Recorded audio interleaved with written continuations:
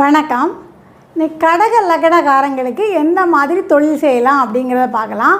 அதாவது கடக லக்னத்துக்கு 10ஆம் இடம் சொல்லக்கூடியது காலபுருஷனுக்கு லக்னம். அப்போ அவங்களுக்கு எந்த மாதிரி தொழில் அமையும்? பொதுவாகவே கடக லக்னக்காரங்களுக்கு என்னென்னா, அவங்க யாருக்கும் கீழ்ப்படியாத அதிகாரமிக்க உயர்வான பதவியில் தான் இருப்பாங்க. ஏன்னா காலபுருஷனுக்கு லக்னம் இல்லையா, தலைமை ஸ்தானம் பற்றி அவங்க தலைமையில் தான் இருப்பாங்க. நிறைய பேர் பார்த்து பாருங்கள், அரசியலில் இருக்கக்கூடியவங்களாக இருப்பாங்க, பெரிய உயர் அதிகாரியாக இருப்பாங்க, கவர்னராக இருப்பாங்க. அதுமாதிரி அதில் சூரியன் உச்சம் பெறதுனால நிறைய பேர் எலக்ட்ரானிக்கல் இந்த மாதிரி படிச்சிருப்பாங்க, ஆட்டோமொபைல் படிச்சிருப்பாங்க. இந்த பெரிய பெரிய படிப்புகள்லாம் படித்து பெரிய இடத்துல வேலையில் இருக்கக்கூடிய வாய்ப்புகள்லாம் அவங்களுக்கு இருக்கும். கடக லக்னக்காரங்களுக்கு பாருங்கள், 2ஆம் இடத்த அதிபதி, அதாவது நம்ம தொழில் 10ஆம் இடத்த மட்டும் பார்க்கக்கூடாது, 2, 6, 10ஐயும் பார்க்கணும். 2ஆம் இடத்த பதிவு சூரியன் 10ல் உச்சம் பெறுகிறார். 6ஆம் இடத்து சூரியன் நம்ம லக்னத்தில் உச்சம் பெறுகிறார். 10ஆம் இடத்துல செவ்வாய் லக்னாதிபதி இல்லையா, 10ஆம் இடத்து அதிபதி 10க்கு 10ல். அப்போ 2, 6, 10 இது கடக லக்னக்காரங்களுக்கு பொருளாதார ரீதியாக நிறைய தொழில் இருக்குது. எந்த தொழில்னாலும் பண்ணலாம்.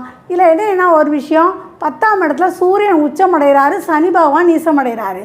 அப்போ நீங்கள் பகலில் பிறந்திருக்கீங்களா இரவில் பிறந்திருக்கீங்களா அப்படிங்கிறத நீங்கள் பார்க்கணும். பார்த்துட்டு நீங்கள் பகலில் பிறந்திருக்கீங்களா சூரியனை ஆக்டிவேஷன் பண்ணணும். இப்போ சூரியன் கேசாரத்தில் இருந்தாச்சுன்னா உங்களுக்கு மனோவசியம் பண்ணக்கூடியது, குறி சொல்லுது, வாக்கு சொல்லுது, ஜோதிடத்தில் பெரிய லெவலில் வரலாம். இதுவே சூரியன் சுக்கிரன் சாரத்தில் இருக்கும்போது நீங்கள் ஒரு ஆட்டோமொபைல் படிக்கலாம், வைர வியாபாரியாக இருக்கலாம்.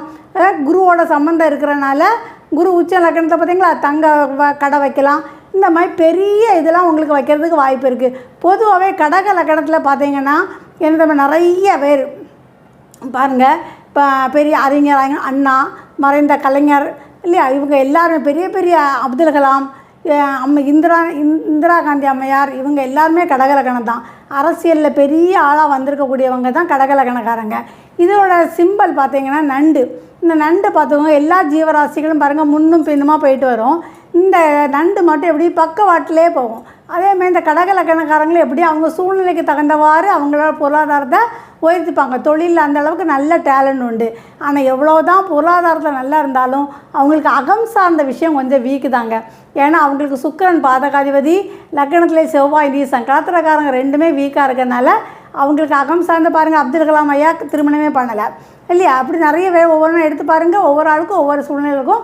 ஆனால் உங்களுக்கு தொழிலில் நீங்கள் பெரிய ஆளாக வர்றதுக்கு வாய்ப்பு இருக்குது. ஓகே.